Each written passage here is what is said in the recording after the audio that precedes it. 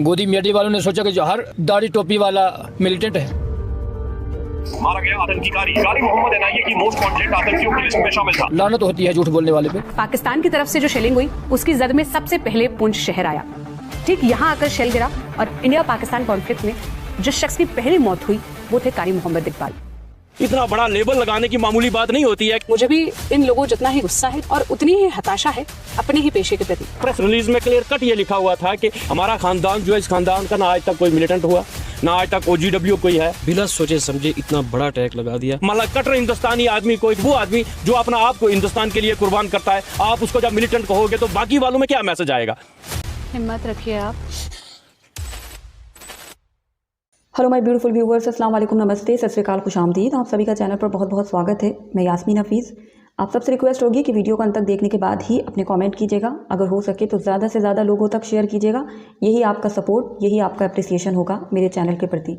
बहुत सारी ऐसी बात, बहुत सारी ऐसी चीज़ें, बहुत सारी ऐसी न्यूज़ शेयर करती रही हूँ जो भारतीय मीडिया, भारतीय सोशल मीडिया की तरफ से भी जो भी फेक दिखाया गया हो, झूठ दिखाया गया हो, जो भी गलत चीज़ें की गई हों, और पाकिस्तानी मीडिया की तरफ से भी जो भी झूठ दिखाया गया हो, गलत नैरेटिव हो। पाकिस्तान में तो एक बहुत बड़ी कमी है कि उनके यहाँ कोई फैक्ट चेक एजेंसी ही नहीं है, कोई फैक्ट चेक का इंस्टीट्यूशन, कोई ऐसा प्लेटफॉर्म ही नहीं है कि जहाँ न्यूज़ को सही बताया जाए कि भाई ये न्यूज़ झूठी है और इसका सही न्यूज़ का सोर्स ये है। तो पाकिस्तान में ऐसा हमें कोई एजेंसी, कोई ऐसा इंस्टीट्यूशन, कोई ऐसा अथॉरिटी की तरफ से भी नहीं दिखता।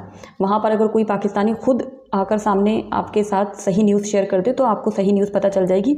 अनफॉर्चुनेटली उसको देखने वाले भी ज़्यादातर इंडियंस ही होंगे। भारत और पाकिस्तान की झूठी खबरें, फेक न्यूज़ और जितना इन्होंने मिस इन्फॉर्मेशन, डिसइन्फॉर्मेशन स्प्रेड की, उस पर मैं लगातार बात करती रही हूँ। उसी के तहत मुझे काफ़ी दिनों से कुछ कमेंट आ रहे थे इस वीडियो को लेकर। आज इसी वीडियो को मैं आपके साथ शेयर करती हूँ। इस वीडियो का टाइटल देखिए, ही डाइड इन पाक shelling, TV news called him a terrorist. Gist से ये वीडियो है। पाकिस्तान की पहली गोली खाई, TV वालों ने आतंकी बना दिया। 1 2 3 एंड स्टार्ट। आज हम एक ऐसी कहानी आपको बताने आए हैं जो मुझे personally as a journalist, as a media person, as someone who create content around the news which follows in this country, मुझे शर्मिंदगी है। मुझे भी इन लोगों जितना ही गुस्सा है जिनसे मैं बात करने जा रही हूँ, और उतनी ही हताशा है अपने ही पेशे के प्रति। वजह यह है कि 6 और 7 मई की रात जब ऑपरेशन सिंदूर लॉन्च किया गया, उसके बाद 7 मई की सुबह से ही जो LOC, जो पाकिस्तान से सीमा लगती है, उसके करीब के जो भी इलाके लगते हैं उन पर पाकिस्तान की तरफ से शेलिंग की गई। लगातार ड्रोन दागे गए, उन पर क्रॉस फायरिंग की गई, और इस क्रॉस फायरिंग में सबसे ज़्यादा जद में आया जम्मू रीजन का पुंछ डिस्ट्रिक्ट। पुंछ में अगर मैं आधिकारिक आंकड़ों की बात करूं तो अब तक 16 लोगों की मौत हो चुकी है, 50 से ज़्यादा लोग इसमें घायल हैं। इन 16 लोगों में एक कारी मोहम्मद इकबाल भी थे। कारी मोहम्मद इकबाल पुंछ में एक मदरसा पढ़ता है, उस मदरसे में बच्चों को पढ़ाते थे, वहाँ मौलाना का काम करते थे, मतलब ये उनका प्रोफेशन था। कारी मोहम्मद की मौत के बाद जब उनकी तस्वीरें सोशल मीडिया पर आई, कई जगह पर फैली, तो कुछ TV चैनल्स ने कारी मोहम्मद इकबाल को टेररिस्ट बताया, लश्कर से जुड़ा हुआ बताया, और ये कहा कि उनकी खोज में NIA सालों से लगी हुई थी। आप TV चैनल्स वालों ने क्या चलाया, आप पहले उसके स्निपेट्स देखिए। जब नेशनल मीडिया पर ये कहानी चली, हर जगह फैली, तो पुंछ के लोगों तक भी ये बात पहुंची। उन लोगों ने इसके खिलाफ आवाज़ उठाई, तब जाकर कई चैनल्स ने इन वीडियोस को और इन खबरों को डिलीट किया। लेकिन 9 तारीख जब मैं ये वीडियो रिकॉर्ड कर रही हूँ, मैं यहाँ पुंछ में मौजूद हूँ, अब तक किसी ने माफ़ी नहीं मांगी है। हम कारी मोहम्मद इकबाल के परिवार से मिलने के लिए आए हैं। इनसे जानते हैं कि ऐसी खबरें जब फैली तब इन पर क्या असर हुआ और अब ये क्या चाहते हैं। मेरा नाम तारिक मंजूर है, मैं इसी पंचायत का एक सरपंच भी हूँ और उनका भांजा हूँ, मेरे मामा। 12:30 बजे के करीब हमने उनका जनाजा करवाया, तो 1 बजे के दरमियान उनका दफन हो गया, उनको हमने दफन करवा दिया। उसके बाद ये हुआ कि 8 को अपना जी न्यूज़, न्यूज़ 18 वाले और 2-3 और हैं जैसे इनके साथ अपना TV चैनल्स जो हैं, जिनको नेशनल मीडिया या गोदी मीडिया का लक़ब भी लगा है,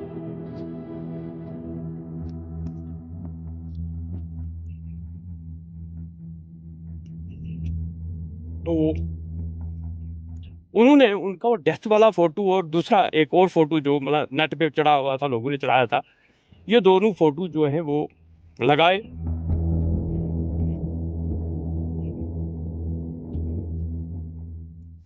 और उनकी मतलब शान में ये गुस्ताखी की कि मतलब ये बहुत बड़ा एक टेरर था। ये कोटली पाकिस्तान में कोई ट्रेनिंग सेंटर बताया, उसका मसमा अपना वो था, सेंटर चला रहा था, ट्रेनिंग सेंटर मिलिटेंट उनके का चला रहा था। उसके साथ साथ पुलवामा जो इंसिडेंट हुआ था उसका बोला कि उसका ये मास्टरमाइंड था। उसके बाद बोला कि ये NIA की हमारी जो टीम थी उनको मतलब मोस्ट वांटेड था, ये बहुत बड़ा टेरर था और इसको हमने मार गिराया है।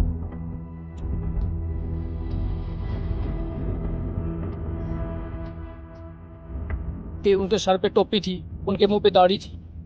गोदी मीडिया वालों ने सोचा कि जो हर दाढ़ी टोपी वाला मिलिटेंट है, और ये सब फ्रॉड, गोदी मीडिया वाले फ्रॉड करते हैं, झूठ बोलते हैं। लानत होती है झूठ बोलने वाले पे। तो आपको लगता है कि सिर्फ पहनावे की वजह से और वो हाँ, तस्वीर पहनावे देख की वजह से तस्वीर देखकर उसको, क्योंकि जब उनकी डेथ हो गई उसके बाद उनके पूरे बदन पे खून पड़ा हुआ था, तो वो वैसी तो तस्वीर वायरल भी हो रही थी। तस्वीर वायरल हो व्हाट्सएप पे, तो उन्होंने उसको देखकर मिसयूज कर लिया। हमें सबसे बड़ा मतलब दुख इस चीज़ का है कि एक वो आदमी, और ऐसे भी शुरू से हमारा ख़ानदान जो है, इस ख़ानदान का ना आज तक कोई मिलिटेंट हुआ, ना आज तक OGW कोई है, ना किसी के खिलाफ एंटी नेशन कोई भी किसी जगह भी कोई शिकायत है। किसी भी यहाँ बती चौथी ब्रांचें इंटेलिजेंस की हमारी काम कर रही हैं, पुलिस है हमारी, आर्मी है हमारी, जिनके साथ हमने शुरू से मतलब हमारा साथ जो है वो ऐसा रहा है कि आज भी मतलब पुलिस अगर इलाका में किसी जगह आती है तो सबसे पहले वो हमारे साथ कांटेक्ट करती है, क्योंकि हम खानदानी नंबरदार लोग भी हैं इस इलाका के और रेपुटेटेड। हमने हर वक्त में मतलब 1965 का जंग हो या 71 का जंग हो, इन सारे मतलब क्रूशियल वक्त में और मिलिटेंसी में भी हमने अपना इलाका कभी नहीं छोड़ा और अपने लोगों की खिदमत की, और इन लोगों में हमारा एक मुकाम है। वो मीडिया वाले जब मैंने खबर देखी तो उनका मुझे ऐसे लग रहा था कि ये इसके ऊपर काफ़ी सालों से रिसर्च कर रहे थे। जैसे उनको पक्का ये उन्होंने सर्च करके बताया कि जैसे वो बता रहे थे कि इतने सालों से ये इसमें मुलव्वस थे, ये ट्रेनिंग करवा रहे थे, ये करवा रहे थे। उन्होंने बिना सोचे समझे इतना बड़ा टैग लगा दिया। मुझे शर्म आती है इस ऐसे मीडिया पर कि एक शहीद को जो सबसे पहले पाकिस्तानी गोला लगने की वजह से उनके सबसे पहले पुंछ में जो है हमारे मामू ने शहादत दी है। हमें इस ये बात ही हमारे दिल में कि हमें हमारे मामू को शहीद का रुतबा दिया जाएगा, लेकिन हमें इस चीज़ का पहले तो हम बहुत दुखी थे, सदमा है हमको, और ऊपर से हमें ये टैग लगाया गया। एक तो हमें वो जख्म थी, उन्होंने कुर्बानी दी देश के लिए, तो मज़ीद इन्होंने जख्म के ऊपर जख्म लगा दिया ऐसा बोल के, तो इसमें उनके ख़िलाफ़ कार्रवाई होनी चाहिए। और क्या है। जब ये चला तो हमने अपनी पुलिस स्टेशन से कांटेक्ट किया, हमने अपने SHO अपने से कांटेक्ट किया कि SHO साहब हमारे साथ ये हो गया कि उन्होंने उसी वक्त प्रेस के नाम एक रिलीज़ निकाली, जो प्रेस रिलीज़ में क्लियर कट ये लिखा हुआ था कि ये आदमी, इसके खिलाफ कोई भी हमारी मतलब किसी भी एजेंसी में कोई भी ऐसी खबर नहीं है कि ये एंटी नेशन था या मिलिटेंट था या ऐसा था।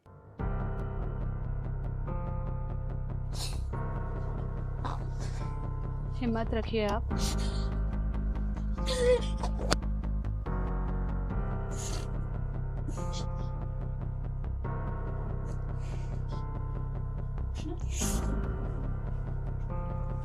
हिम्मत रखिए आप।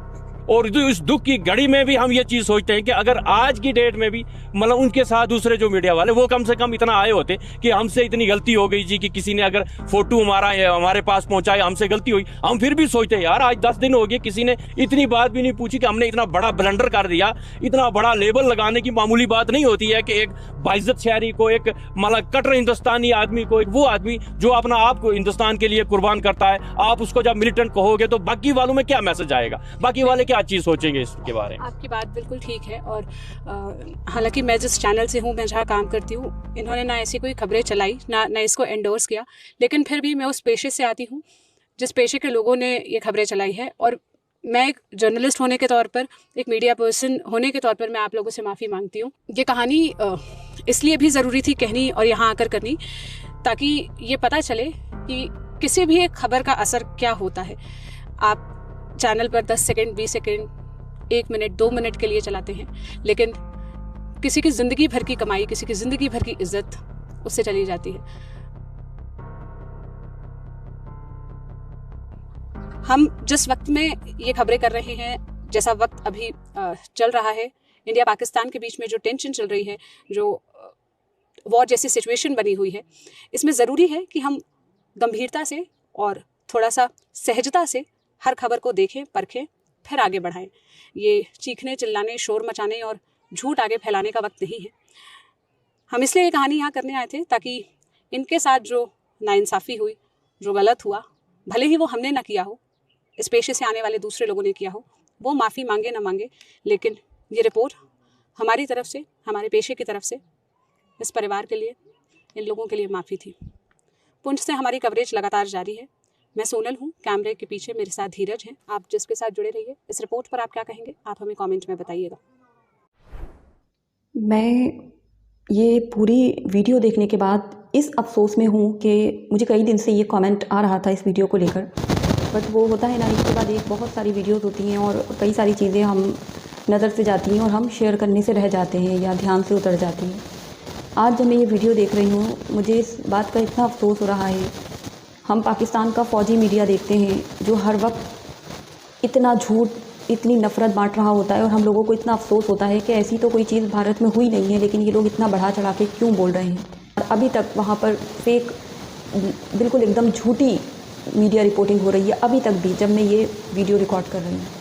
लेकिन जब मैं भारत से ये चीज़ देखती हूँ तो मुझे इस चीज़ का इतना ज़्यादा अफसोस होता है कि वो पाकिस्तान है, वो उनकी हरकतें, वो उनका रवैया, और उसी पाकिस्तान के द्वारा किए गए हमले में जब हमारे भारतीय नागरिक की इस तरह से बॉर्डर पर जान जाती है।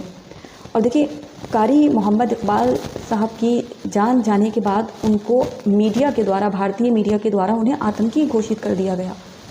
और मुझे नहीं मालूम इस खबर के बाद उसके माफ़ी मांगने में कितनी खबर चलाई गई, कितना हमारा मीडिया चैनल्स वहाँ पहुँचे उनके घर पर। लेकिन सोनल जी का बहुत बहुत धन्यवाद कि वो गई अपनी टीम के साथ, उन्होंने वो पूरी रिपोर्टिंग की है। और मैं बहुत ऐसे लोगों की इज़्ज़त दिल में बढ़ जाती है वाकई में। लेकिन पूरी टीम का अगर मैं इनका जिक्र करूं, सबका नाम लेना यहाँ बनता है। इनकी पूरी टीम जिन्होंने ये पूरी रिपोर्टिंग की है, जिसमें सात्विक सोनल जी हैं, धीरज सिंह हैं, सृष्टि सिंह एडिटर हैं, धीरज सिंह जी, और इसके अलावा देव पांडे जी हैं इस रिपोर्टिंग में, उर्वी गुप्ता हैं प्रोडक्शन हेड।